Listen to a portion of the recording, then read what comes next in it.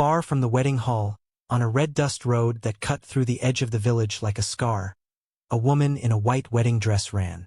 She ran with both hands pressed beneath her swollen belly, her white satin heels clicking and stuttering against the uneven ground. Her lace veil had come loose and trailed behind her like a forgotten prayer. The morning sun had already climbed high enough to punish anyone foolish enough to be outside without shade. And here she was, a pregnant bride in full wedding dress, running like the road itself was on fire. Precious breathed in quick, shallow bursts. She knew what was waiting for her. She could already picture the look on Chibik's face, that expression that lived somewhere between fury and contempt, the one he always wore just before his voice dropped to its lowest, most dangerous register. She ran faster, and then she heard it, a sound she almost ran past. Low, rough, half-human. The sound of someone who has already used up their last strength just to make noise. She stopped. On the side of the road, half hidden by the long grass where the path curved near the old mango tree, a man lay crumpled against the ground. He was dressed in rags, torn trousers, a faded shirt blackened with dust and old sweat. His face was pressed sideways into the dirt, and his right arm was stretched out in front of him, dark and wet with blood. A long gash ran from his elbow toward his wrist, still flowing. People had been walking past him. Precious could see the fresh footprints in the dust around his body, the evidence of everyone who had looked and kept moving. She stood there for exactly 2 seconds. 2 seconds in which she thought about the wedding hall, about Chibik's face, about the guests already seated, about the whispers that were probably already starting. Then she knelt down in her wedding dress on the red dirt road. "Sir, sir, can you hear me?" The man's eyes fluttered but did not open. Precious looked at his arm. She looked at her dress. She reached down, grabbed the widest section of her lace underskirt, and tore it free with both hands. The sound was sharp and clean, like a decision being made. She folded the fabric twice, then pressed it against the wound with firm, steady pressure. The lace turned dark almost immediately. "Stay with me," she said, though she had no idea who he was or whether he could hear her. "You are not going to die on this road today." She stood and looked around. A motorbike rider had slowed down, watching with cautious eyes from the edge of the road. "Brother," Precious called out, her voice steady and direct. "I need your help. This man needs to get to the hospital right now. Please." The rider hesitated. "Please," she said again, and something in the way she said it, no desperation, no begging, just the plain weight of necessity, made him pull the bike fully off the road and cut the engine. Together they lifted the injured man carefully onto the bike. Precious kept one hand on the makeshift bandage, applying pressure through the whole short ride to the district hospital. When they arrived, she pushed through the entrance and called out for a doctor before the nurses had even seen her. The medical team moved fast. They took the man on a gurney and wheeled him through double doors that swung shut behind them. Precious stood in the hospital corridor in her torn wedding dress, blood on her hands and on what remained of her underskirt, breathing hard. She stood there a moment. Then she walked to the sink near the reception desk and washed her hands slowly, watching the water run pink. "I hope you survive," she whispered. Then she turned and walked back out into the sun, moving now in the direction of the wedding hall, picking up her pace with each step, because she had no idea that the bleeding man in torn rags she had just carried off the roadside was not who he appeared to be. She had no idea that the life she had just saved was about to reach back and save hers. Before we go any further into this story, take a moment and let us know in the comments where you are watching from. We would love to hear from you. And if you are new here, click that subscribe button so you never miss any of our upcoming videos. Stories like this one come out regularly, and you do not want to miss what happens next. The wedding hall was full.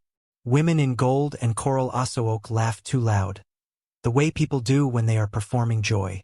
The talking drum beat in rolling waves. Children chased each other between the white plastic chairs. Aunties argued over which family brought the better jollof rice. Everything looked exactly the way a wedding in Ekul village was supposed to look. But something was wrong. The groom stood at the altar in a dark navy agbada, adjusting his beaded cap for the 3rd time in 2 minutes. His jaw was tight. His smile, when he used it, never reached his eyes. And beside him, his best man leaned in and whispered something that made both of them smirk. A cold, private joke that had nothing to do with love. The priest checked his watch. An older woman near the back of the hall leaned toward her neighbor and said in a low voice, "Where is the bride?" Her neighbor shook her head and said nothing. Then someone else said it louder. And someone else after that. And like water finding cracks in dry earth, the question moved through the crowd until it could not be ignored. Where is Precious? To understand Precious, you have to understand what it means to grow up in a house where you are tolerated but never loved. She was 6 years old when her parents died. A road accident, they told her later. A truck that jumped a median on the highway and erased her entire world in a matter of seconds. She did not go to the funeral. She was too young to understand what a funeral meant. She only understood that her mother stopped coming home, and then everything changed. Her father's sister, a woman the family called Mama Agnes, took her in. In the village, this was celebrated. People praised Mama Agnes at church. They said she was a good woman, a generous woman, the kind of woman God would reward. Inside the house, the story was different. Precious was given the smallest room at the back, near the kitchen, where the smell of smoke lived in the walls year-round. She woke before anyone else to fetch water from the borehole 2 streets away, balancing the yellow jerry can on her head with the careful, practiced posture of someone who had been trained by repetition rather than love. She swept the compound, scrubbed the pots, peeled the yams, washed the school uniforms that belonged to her cousins, Isioma and Igioma, and then, if time allowed, prepared her own school things before the bell. She was never beaten. Mama Agnes was too careful for that, too aware of what the village would say. But she had a talent for a different kind of damage, the slow, consistent kind, the kind that works through omission. The way Precious's plate was always served last. The way her school fees were always discussed like a burden, while Isioma got a new school bag without ceremony.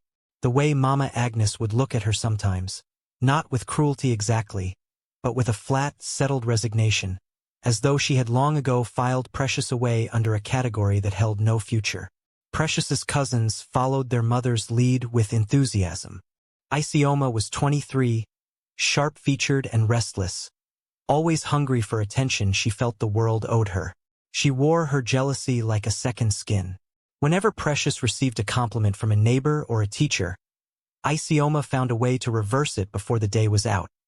A cutting remark, a fabricated story, a quiet word in Mama Agnes's ear that shifted blame without evidence. Igioma was younger, softer in personality but loyal to her sister in the way that smaller creatures often are, going along not because she believed everything, but because the alternative felt too lonely. Despite all of it, Precious grew up gentle. This was not weakness. Let that be understood. This was a choice she remade every morning, quietly, without audience. Village elders who watched her over the years sometimes shook their heads with a particular kind of wonder, the way you look at something that should have broken but did not. Old Mama Chidinma from the compound across the road once held Precious's face in both her palms and said, "The child God keeps is not the one he protects from trouble. It is the one he puts trouble in front of, and watches choose well." Precious had grown up believing that. She had to believe it. It was the only thing she had that was entirely her own. She was 24 when her life became complicated in a way she had not seen coming. It was Isioma who extended the invitation, which should have been the first sign. Isioma was not in the habit of doing things for Precious without a reason. But she came to her one evening with a smile that looked practiced, a phone in her hand showing photographs of a party in the city. Sleek and modern, lit with warm amber, the kind of event where people wore things that cost more than a month's market income. "Cousin," Isioma said, leaning against the doorframe of the small back room, "you work too hard. You never go anywhere. Come with us this weekend. Just to enjoy yourself for once." Precious looked at her for a long moment. "Why?" she asked. Isioma laughed. A light, dismissive sound. "Because you're family. Do I need a reason?" She did. But Precious went anyway. Not because she trusted Isioma, but because a part of her, small and quiet and tired of its own smallness, wanted just one evening of feeling like she belonged somewhere other than behind a cooking pot. She never had another drink at a party again after that night. She remembered the glass being placed in her hand. She remembered the music and the lights and someone laughing near her ear. She remembered feeling strange. Not drunk exactly, but disconnected, like watching herself through foggy glass. And then she remembered nothing until she woke in a hotel room she did not recognize. Morning light pressing through heavy curtains. A man asleep on the far side of the bed. She did not see his face. She grabbed what she could find and left before he stirred. For 3 weeks afterward she told herself it was nothing. That nothing had happened. That she had imagined the whole strange sequence of events. Then the nausea started. The pregnancy test she took in the back of a small pharmacy in town, hands shaking, confirmed what she had already begun to know in the deepest, wordless part of herself. She wept in that pharmacy for 10 minutes. Then she dried her face, paid for the test, and walked home. Mama Agnes's reaction was exactly what Precious had expected. A storm of shame and fury that shook the house for 2 full days. The neighbors knew by the 2nd day. The market women knew by the 3rd. And the gossip moved through Ecule village with the speed and enthusiasm that only bad news achieves. Precious got pregnant outside marriage. She went to the city and came back ruined. What did we expect? No mother, no father, no foundation. Precious heard every word. She sat in her small back room and she heard every word. Then Chibik came. Chibik Okafor was 28. The 2nd son of one of the more prosperous families in the village. He was tall, light-skinned, and aware of both. He drove a car, not a new one but a car which in Ecule still meant something. When he appeared at Mama Agnes's compound one afternoon and announced that he intended to marry Precious, the village shifted its story almost overnight. He is a good man. What a noble thing to do. God has rewarded her patience. What the village did not see was what happened behind Mama Agnes's closed gate the evening before Chibik made his announcement. Precious had asked him plainly why he was doing this. He had looked at her with an expression that contained nothing warm, and said, "My family needs land on your uncle's side of the river. Your aunt has agreed to help broker it. You are part of the arrangement." He said it the way you discuss inventory. Precious stared at him. "And the baby?" He looked at her stomach with an expression she would spend months trying not to think about, and said, "The baby is your problem to manage." She asked herself then, in the silence that followed, what her choices were. A pregnant, unmarried orphan woman in a village that had already written its verdict. No savings. No family that would stand for her. Nowhere to go. She said yes. Not because she loved him. Not because she believed he would become someone different. She said yes because she was trying to survive, the way people do when survival is the only option on the table. But Chibik's contempt for her was a living thing that grew in the weeks that followed. He spoke to her like she was furniture. He made decisions about the wedding without consulting her. And in the evenings, when he stayed out late and came home smelling of perfume that was not Precious's, he did not even bother to explain himself. She knew the perfume. She had smelled it before on Isioma. She did not confront them. She added it to the list of things she carried in silence, the way she had been carrying things since she was 6 years old. She told herself that once the baby was born, things would settle. That she would find a way to build something real from the impossible materials life had given her. She told herself that on the morning of her wedding day too. Right up until she heard that groan from the roadside, and knelt in her wedding dress in the dirt, and chose someone else's survival over her own comfort. That choice, as it turned out, was the last one she would have to make alone. If you are finding this story powerful so far, go ahead and give it a like. It helps more people discover stories like this one. Now let us get into the part of this story that Precious knew absolutely nothing about. Joseph Akinbole had a reputation in certain circles, the kind of circles where reputations are made quietly and guarded carefully. His name appeared on the boards of 3 major companies. His personal net worth had been estimated, conservatively, at figures that most people only encounter in national budget discussions. He owned properties in Lagos, Abuja, London, and Dubai, and spent as little time in any of them as possible because staying still made him restless. He was 31 years old, and he had been wealthy for so long that wealth had become invisible to him, the way water becomes invisible to fish. He did not think about money. He thought about people. Specifically, he had begun to think about what people became when they believed no one important was watching. The question had started small, a seed planted during a board meeting 6 months earlier when one of his senior managers, a man he had trusted and promoted twice, was caught redirecting a company contract to a cousin's firm. When Joseph confronted him, the man wept, apologized, blamed it on the devil, blamed pressure and circumstance as well. Joseph sat across from him and thought, quietly, how long has this been happening? And how many others? He began to pay attention differently. He started listening to conversations not meant for him. He watched the way certain people's posture changed when they thought his car had left the building. He noticed the gap between who people were when he was present and who they became when they thought he was absent. And then his fiancée, Adiz, a woman from a prominent Lagos family, beautiful and socially precise, said something at a dinner party that he was not supposed to hear. She was speaking to her friend near the balcony, her voice just slightly too loud in the still night air. If he ever lost it all, I'd be out in a month, she said to her friend. I mean, what else would there be? She laughed when she said it. Clean, uncomplicated laugh. Joseph stood in the hallway for a long moment after hearing that. Then he went back to the table and poured himself more wine and talked about other things. 2 weeks later, with the help of 2 trusted security personnel, he began a quiet, careful experiment. He would live for a period of time as a man with nothing. He would move through real spaces, markets, roadsides, small towns, dressed as someone the world had discarded.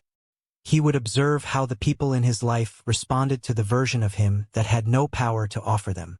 He would see who remained kind when there was nothing to gain from kindness.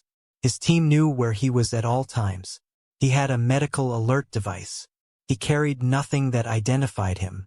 He dressed in worn clothes sourced from roadside vendors in a town far from Lagos. For the first week, the experiment was uncomfortable but manageable. He discovered that invisibility was a real experience, that people looked through him rather than at him, that their eyes slid past without registering him as someone worth acknowledging. Conductors on shared vehicles waved him off. Food vendors watched him closely as though he might steal. Children stared with the uncensored honesty of children. In the second week, things got harder. In the third week, he ended up near Ekul. He had been moving through the area slowly, observing, when 3 young men on a side road decided that the old phone they spotted in his pocket, a cheap device his team had given him for emergencies, was worth the effort of taking. They came at him fast. He tried to move and slipped on the uneven ground, and his arm caught the sharp edge of a broken metal fence post on the way down.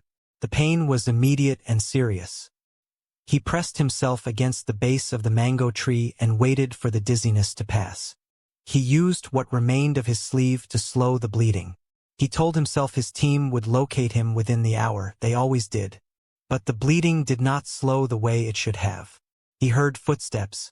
Several sets of footsteps passed near him. None stopped. He heard voices and registered the particular quality of their silence when they saw him. Not concerned, not startled. Just the brief recalibration of someone choosing to stay uninvolved, and then the sound of feet continuing past.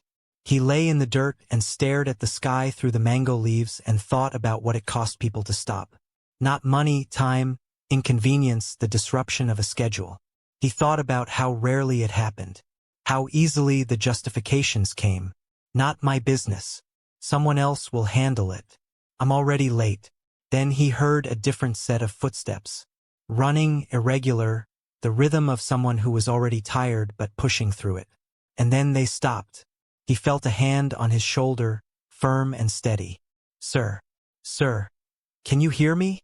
He could not fully open his eyes, but he could feel pressure on his wound, consistent, deliberate pressure, and hear a voice that did not waver. He heard her call out to the motorbike rider. He heard the firmness in her voice, the absence of panic. He felt himself being lifted.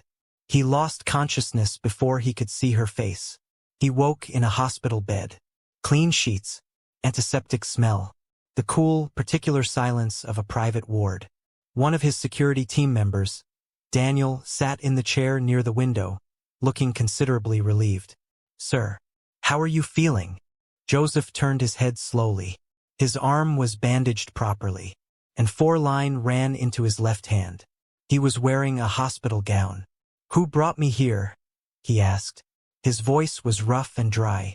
"A woman," Daniel said carefully. He paused. "A bride. She was wearing a wedding dress, sir. Pregnant. She and a motorbike rider brought you in, stayed until the doctors took you through, then left." Joseph looked at the ceiling. "A bride," he repeated. "Yes, sir. The nurses said she tore part of her dress to bandage your arm before they got here. She stopped the worst of the bleeding." Joseph was quiet for a long time. "Find out who she is," he said. 3 hours later, as Joseph was being moved to a proper private suite and his personal physician was being flown in from Lagos, Daniel came back with a name. Precious. An orphan raised in Ekul village. 24 years old. Pregnant. Getting married today or had been getting married today an hour ago. Joseph sat with this information in the careful, deliberate way he sat with important things. Then he asked for a change of clothes. His clean ones. Not the rags of the man the world had decided not to stop for. He was going to that wedding. Now let us pause and ask you something. If you were in Precious's position, running late to a wedding you had doubts about, and you saw a bleeding stranger on the road, what would you have done? Drop your answer in the comments. We genuinely want to know. Precious arrived at the wedding hall 22 minutes late. The first thing she noticed was the silence that fell when she walked through the gate. Not the respectful, admiring silence of a bride making an entrance. Something else. Something with a different texture. She looked down. There was blood on the edge of her dress. Faint now, dried to a rust-brown stain at the hem. The lace had been torn and the jagged edge was visible.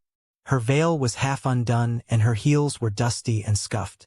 She lifted her chin and walked forward anyway. Chibik turned to look at her, and for a fraction of a second, before he arranged his face back into ceremony, she saw exactly what was in his eyes. Not anger, not even impatience. Contempt so absolute it had stopped needing to perform itself. "You're late," he said quietly, leaning slightly toward her as she took her place beside him. "I know," she said. "I'm sorry. We'll discuss your behavior later." The ceremony resumed. The priest spoke about love and commitment and the covenant of marriage in the warm, practiced cadence of someone who had said these words many times. Precious stood straight. She breathed steadily. She looked at the altar and not at Chibik. In the third row, she could see Isioma, dressed in emerald green, dabbing at her eyes with a handkerchief in what she clearly believed was a convincing performance of happy emotion. Ijeoma sat beside her. Mama Agnes sat at the end of the family row with the composed, slightly impatient expression of someone waiting for a transaction to be completed. The priest reached the vows, and that was when Chibik raised his hand. The room went quiet so fast it felt like something had been switched off. Chibik stepped back from Precious with a half-step that was small but deliberate, the gesture of a man creating visible distance. He turned to face the guests rather than the altar. His expression arranged itself into something that looked like pain but was not. "I cannot continue," he said. His voice was loud enough to fill the room without effort. "I have tried to do the right thing. I have tried to be noble." Precious did not move. "This child she is carrying," Chibik pointed at her stomach, the gesture slow and intentional, making sure every eye in the room followed it, "is not mine. Everyone knows this. The whole village knows this. But I was willing to marry her anyway, to give her child a name, because I believed in second chances." He paused. He let the silence work. "But I cannot stand here before God and make vows over a lie. I cannot." The gasps came like a wave. Then the whispers started immediately. A low, rolling noise that Precious felt on her skin. She stood completely still. Inside, she was not still. Inside, something that had been bending for years was making a sound she recognized. The last sound a thing makes before it snaps. But she had been trained by a life that gave her no room to fall apart in public. And so she stood straight, and she breathed, and she did not look at Isioma. "She went to the city," Chibik continued. his voice taking on the wounded quality of a man sharing a painful truth. She came back pregnant by a man she met at a party. She does not even know his name. And she expected me to raise another man's child as though nothing happened. He shook his head. Chai! Someone near the back made a sound of sympathy. For him. Mama Agnes had covered her face with her wrapper. Igioma was looking at the floor. Isioma had raised her handkerchief to her lips and was watching Precious with an expression that wanted to look like sorrow but kept slipping toward satisfaction. I am sorry, Chibik said, addressing the guests now with the easy authority of someone who has rehearsed this moment. I am sorry you all came for this. I am sorry for the inconvenience. But I have to be honest. I have to protect myself. He turned and walked toward the side exit. The priest looked at Precious with helpless, genuine sympathy. The guests looked at each other, then at her. The murmuring grew. One older woman in the second row said, loudly enough to be heard 3 rows in any direction, she brought this on herself. Precious heard it. She felt it land the way those things land when you are already standing in wreckage. She was 24 years old, pregnant, in a torn wedding dress in front of the entire village, and she had no idea what to do next. For the first time in her adult life, the quiet internal discipline that had carried her through every indignity failed to report for duty. She felt her legs begin to tremble. And then, from outside the hall, she heard it. The engine note was the first thing, deep and effortless, the sound of something built without compromise. Every head in the wedding hall turned toward the entrance. A Rolls-Royce Phantom in midnight silver eased through the outer gate and stopped at the edge of the compound. The door opened. A man stepped out.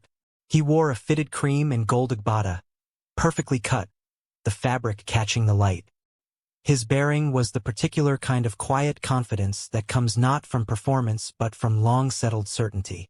Behind him, 2 other men in dark suits stepped out and stood at a respectful distance.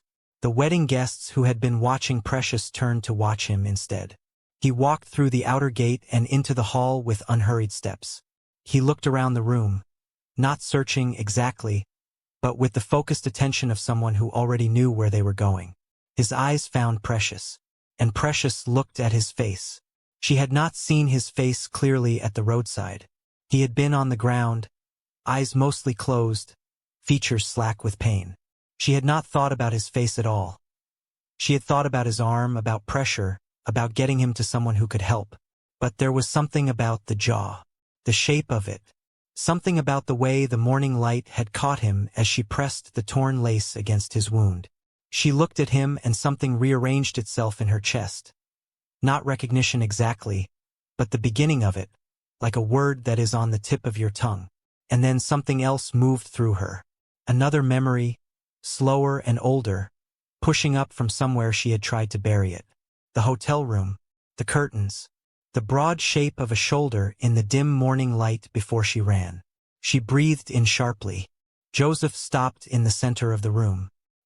He looked at Precious, and his expression held something she could not name. Careful, certain, and something almost gentle at its edges. He turned to the guests, and his voice when he spoke was level and clear. I apologize for the interruption. My name is Joseph Akinbowl. He paused just long enough to let the name settle, and from the way several guests shifted in their seats, the name meant something to some of them. I came to thank a woman who saved my life this morning. He turned back to Precious. She found me on the roadside with a serious injury. She tore her wedding dress to stop my bleeding. She convinced a stranger to help her transport me to hospital. And then she came here. He paused. To marry someone who did not deserve her. The room was absolutely silent. The child she is carrying, Joseph said, his voice still even, is mine. Every breath in the room seemed to stop at the same moment. I know what happened at that party 8 months ago. I know that she was drugged. I know that she left before she could see my face. He looked at her steadily. I have been searching for her since then. He paused again and let the weight of that sentence sit in the room. She saved my life this morning. She saved it 8 months ago too, in a different way without knowing it. He reached into the breast pocket of his agbada and produced a small envelope, the kind that holds a formal card. He walked toward Precious and held it out to her. "I would like to speak with you properly if you are willing." Precious took the envelope. Her hand was steady. She was not sure how. She looked at his face for a long moment, searching it the way you search a face when what you find there will determine everything. What she saw was not performance. It was not the practiced sincerity of a man who had rehearsed this. It was the expression of someone who had been through something real and was not pretending otherwise. She gave a single, small nod. Near the side entrance, Chibik had stopped walking. He stood now in the doorway, watching this exchange with the particular expression of a man who has just realized that the floor he was standing on was not as solid as he thought. An older man in the front row turned to look at him. Chibik walked out without a word. The guests did not watch him go. They were watching Precious and the man who had arrived in a Rolls-Royce to tell the truth.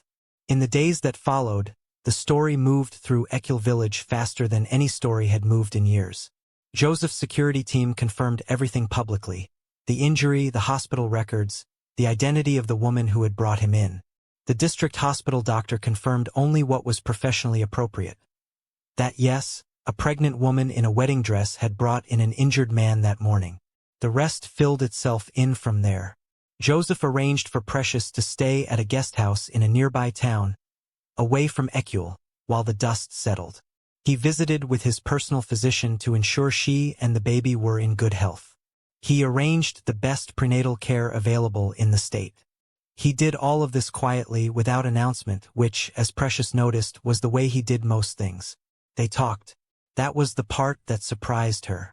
Joseph was not the man she might have imagined from the outside of his life. He was direct and often quiet. He listened in the specific way of someone who considered it a serious act. He had a way of asking questions that felt like he genuinely wanted the answer, not just confirmation of what he already thought.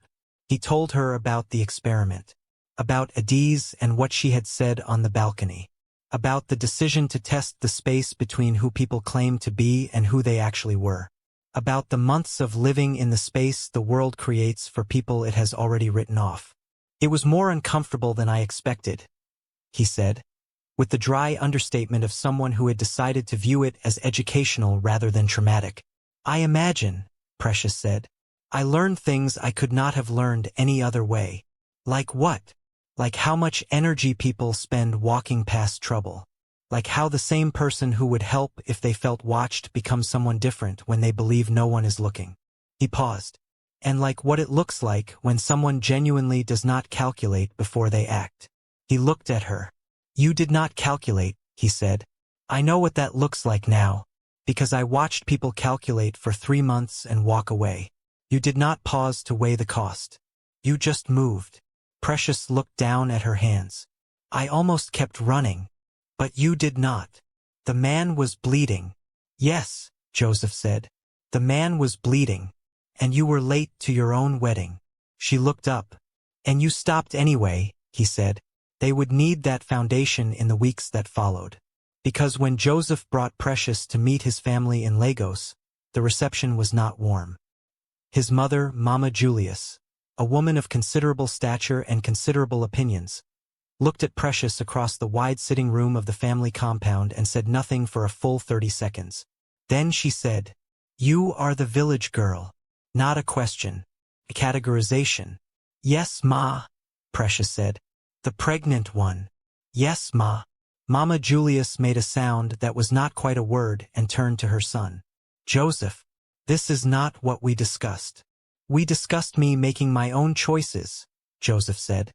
"This is one of them." His father said less but communicated just as much through the way he looked at Precious. The same flat, assessing gaze she recognized from years of being the afterthought in a room. His sisters were divided.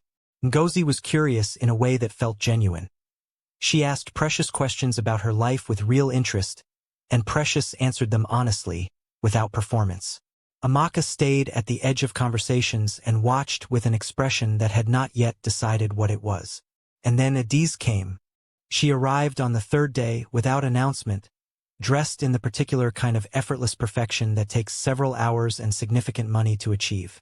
She walked into the sitting room where Precious was seated with Ngozi, looked at her with a cool, measuring expression and said, "So you're the one who's been taking advantage of his gratitude." Precious looked at her calmly. "I'm sorry. You saved him. You're very brave. But let's be honest about what is happening here." Adiz sat down in the chair across from Precious with the ease of someone who believed the room belonged to her. "He feels indebted to you. It is a very old story. The poor girl does something brave and the rich man confuses obligation with feeling." Adiz. Joseph had entered the room without either of them noticing. He stood in the doorway with the same steady, unreadable expression he wore when he was about to say something that could not be taken back. Adiz turned, and her composure flickered. I heard what you were just doing," Joseph said. He came fully into the room and sat beside Precious. Not across from her. Beside her. He looked at Adiz. "You said something at a dinner party a few months ago. On the balcony. I believe you thought I had already gone inside." The composure flickered wider. "You said that if I ever lost everything, you would be out in a month." He said it without anger, with the calm precision of someone reading from a document. "You called it simple math." "Joseph, people say things." "I know," he said. "That is precisely the point. When people think no one important is watching, they say exactly what they mean." He paused. This woman, when she thought the man she was looking at was a nobody with nothing, tore her wedding dress and carried him to safety. Because he was bleeding. He looked at Adiz for a long moment. "I ended the engagement because of who I saw you be. Not who you are in this room right now. Who you were when you thought I was not listening." Adiz stood up. She had the controlled movements of someone maintaining dignity by force of will alone. She looked at Precious one more time, not with contempt now, but with something almost like recognition. The understanding that she had lost, and she even understood why. She left without speaking again. The family did not turn overnight. These things never happen overnight, and anyone who tells you otherwise has never lived inside a real family. What happened instead was slower and, in some ways, more real. Mama Julius watched her son. She had been watching him for 31 years, and she knew him better than he sometimes gave her credit for. She watched the way he was around Precious, not with the heightened attentiveness of a man trying to prove something, but with the quiet, settled ease of someone who had found their temperature. She watched Precious too. She watched her sit at the family table and not perform gratitude or deference beyond what was natural. She watched her help in the kitchen without being asked, not to impress but because the cooking needed doing and she had spent her life doing what needed doing. She watched her answer questions honestly, including the ones whose honest answers were not comfortable. One afternoon Mama Julius found Precious in the garden, sitting in the shade with both hands resting on her belly, eyes closed, face still. The older woman sat beside her without speaking for a few minutes. Then she said, "You are not afraid of silence." Precious opened her eyes. "No, Ma. Most people are. Especially people who grew up with chaos. They need noise to feel safe. I grew up with a different kind of noise," she said. "The quiet was usually better." Mama Josephine made a sound. Not the dismissive sound from the first day. Something else. The sound of a woman receiving information she had not expected to find useful but would think about later. She did not become warm immediately, but she stopped being cold. And in the weeks that followed, the temperature in the family continued to shift by slow degrees, the way seasons change in countries where the shift happens while you are looking at other things. There is a moment in every long story where the person at the center has to decide what kind of person they are going to be on the other side of everything that happened. Not the person they were forced to be by circumstance. Not the person other people tried to make them. The person they choose. Precious reached that moment 3 weeks before her due date. Sitting in a quiet room in the Lagos house, looking out at a garden she was slowly starting to know. She thought about Mama Agnes, who had taken her in and made her useful and never made her loved. She thought about Isioma and Igioma, who had arranged an evening that derailed her life and felt no particular guilt about it. She thought about Shabik, who had used her situation as currency in a land deal and tried to humiliate her in front of the entire village on the day that was supposed to be the beginning of something new. She sat with all of it. She felt the full weight of every piece of it. And then she thought about the man on the road. The blood. The 2 seconds she had stood there. The choice she had made before she fully decided to make it. She thought about what she had whispered to him before she ran back to a wedding she did not know would end the way it did. "I hope you survive." She had said it to him. She had meant it. But sitting in the garden now, she understood that she had been saying it to herself as well. And she had survived. The child inside her moved. A deep, rolling shift she felt along the whole left side of her belly. She put her hand there and held it, and she breathed. She decided that the anger could be acknowledged. It was real and it was earned. But she would not live inside it. She would not let the people who had tried to reduce her define the shape of what she became. She was going to be someone her child could learn something from. She gave birth on a Tuesday morning, in a private hospital in Lagos, with Joseph beside her and his sister Ngozi holding her other hand. The labor was long, 14 hours, and then it was over, and the nurse placed a small, furious, perfect human being on her chest. A girl. Precious looked at her daughter's face, scrunched and outraged at the inconvenience of existing, and felt something move through her that she had no proper words for. It was not simply joy. It was something larger and older than joy. It was the feeling of a thing that has been pressed down for a very long time finally finding its level. Joseph looked at the baby with an expression she had never seen on him before. Not the focused, controlled attention he brought to everything else, but something unguarded and slightly overwhelmed. He reached out and put one careful finger in the baby's curled fist. The baby gripped it. He made a sound that was not quite a word. Precious watched him. "She's strong," she said. "Yes," he said. He did not look up from the small face. "She is. They named her Oluwadarasimi. It means God is good to me." And though Precious had not always been sure she believed that, not through the years of cold plates and borrowed rooms and carrying other people's silence, holding this small person in the aftermath of everything, she found that she did. The wedding came 3 months later. Not in a borrowed hall decorated by other people's hands. Not a transaction dressed up in ceremony. A small, deliberate gathering of people who meant something. Ngozi and her husband, Joseph's physician who had become a quiet friend, Daniel and his wife, 2 older women from the village who had always been quietly kind to Precious over the years, and, quietly and unexpectedly, Ijeoma. Not Isioma. Ijeoma came alone, without her sister, and she stood at the edge of things without trying to insert herself. But she was there. Precious saw her and gave a single nod. Ijeoma nodded back. It was not forgiveness in the full sense of the word. It was something more honest, acknowledgement, the agreement to continue existing in the same world without pretending the history between them was something other than what it was. Some things do not dissolve. They just stop defining you. Mama Julius sat in the front row in a deep burgundy geli and did not soften her posture. But she was there.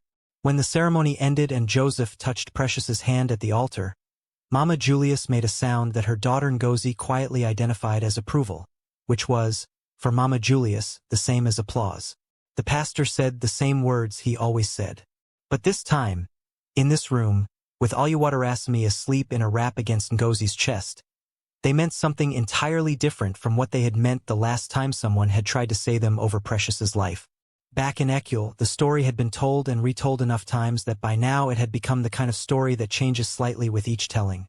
The Rolls-Royce growing larger, the wedding hall growing more dramatic, the moment of Joseph's arrival becoming more cinematic and dramatic with every repetition. That is what stories do when they carry real weight. They find the shape that holds the most truth. But the true version, the one that mattered, was quieter than any of the retold ones. A pregnant woman was running late to a wedding she had doubts about, and she heard a sound at the side of the road, and she stopped. That was it. That was the whole thing. Not a grand gesture calculated for an audience. Not a sacrifice performed for recognition. Just a moment in which the sound of someone in pain was louder than every other competing noise. The wedding, the groom's face, the village gossip, the fear, and she chose to listen to it. And everything that came after, the Rolls-Royce, the revelation at the altar, the humiliation turned inside out, the family that slowly softened, the daughter with the strong grip, the Tuesday morning, the small wedding with its true vows. All of it, every single piece of what her life became, grew from that one unremarkable moment of choosing to stop when every reasonable voice told her to keep going. The village elders had a saying, "Kindness is a seed that never dies." Precious had heard it her whole life. She had carried it through years of hard mornings and quiet humiliations, held onto it the way you hold onto a lamp in a dark room. Not because you are sure it will help, but because it is the only light available. She understood now that the elders had not been offering comfort when they said it. They had been stating a fact. You plant a seed in ground that looks like it cannot grow anything. You do not watch it. You do not wait for a signal. You move on to the next thing because you are late and you have other concerns. You are just trying to get through the morning. And then, in a season you did not plan for, in soil you had forgotten you touched, something opens. Never judge a person by their appearance. Never walk past a moment of choosing because you are busy or afraid or late. The stranger you help today, the one the world has already decided is not worth stopping for, may be exactly the person whose life is tied to yours in ways neither of you can see from the roadside. Precious did not know that when she knelt down in the dirt. She just knew the man was bleeding, and that was enough. If the story moved you, share it with someone in your life who needs to hear it today. Subscribe to this channel so you never miss a story. Leave us a comment and tell us what stayed with you from Precious's journey. We read every single one, and your words matter to this community. Because sometimes the most powerful thing in the world is simply not walking past. And never underestimate a simple act of kindness. Because the hand you help today may be the one that lifts you tomorrow.